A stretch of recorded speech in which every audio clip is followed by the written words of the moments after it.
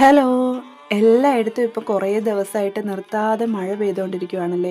ഇവിടെ കുറച്ച് നേരം മഴ തോന്നപ്പോഴേക്കും ഞാനൊന്ന് പുറത്തോട്ട് ഇറങ്ങി കേട്ടോ. ചെടികളും പൂക്കളും ഒക്കെ ഒന്ന് നോക്കാനായിട്ട് എല്ലാം ആകെ ചീഞ്ഞ് നാശമായി പോയിട്ടുണ്ടായിരുന്നു കേട്ടോ.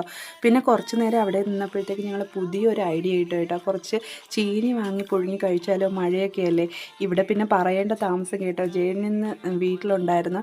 അപ്പം തന്നെ പോയി ചീനിയും ഉണക്കമീനും മുളകും എല്ലാം വാങ്ങിക്കൊണ്ട് വന്നു കേട്ടോ. ഇങ്ങനെയുള്ള കാര്യങ്ങൾ ചീനിയൊക്കെ പൊളിച്ച് വേവിക്കുന്നതിന് ചേട്ടന് ഭയങ്കര ഉത്സാഹമുള്ള കാര്യമാണ്. സ്വന്തമായിട്ട് തന്നെ ഇതൊക്കെ ചെയ്തോളും കേട്ടോ. അപ്പോൾ എനിക്ക് കുറേ നേരത്തേക്ക് റെസ്റ്റാണ്. പിന്നെ എനിക്കിതൊക്കെ ഇങ്ങനെ നോക്കിക്കൊണ്ടിരുന്നാൽ മതി കേട്ടോ. അപ്പോൾ സ്വന്തമായിട്ട് തന്നെ ഇത് എല്ലാ ജോലികളും ഏറ്റെടുത്ത് ചെയ്യുന്നുണ്ട് കേട്ടോ. ചീനിയൊക്കെ പൊളിച്ച് കഴുകിക്കൊണ്ടിരുന്നപ്പോഴത്തേക്ക് ഇതേ മഴയെല്ലാം മാറിയിട്ട് ചെറുതായിട്ട് വെയിൽ വന്നു തുടങ്ങി കേട്ടോ.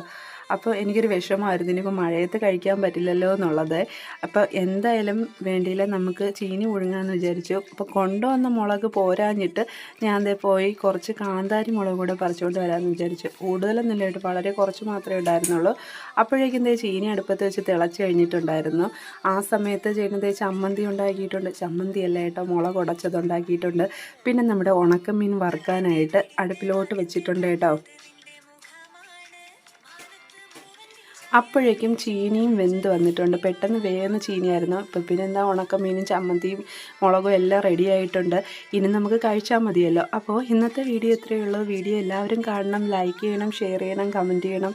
ചാനൽ സബ്സ്ക്രൈബ് ചെയ്യാനായിട്ട് ആരും തന്നെ മറന്നു വരുത് കേട്ടോ. അപ്പോൾ ഇന്നത്തേക്ക് നിർത്തുവാണ്. Okay, by.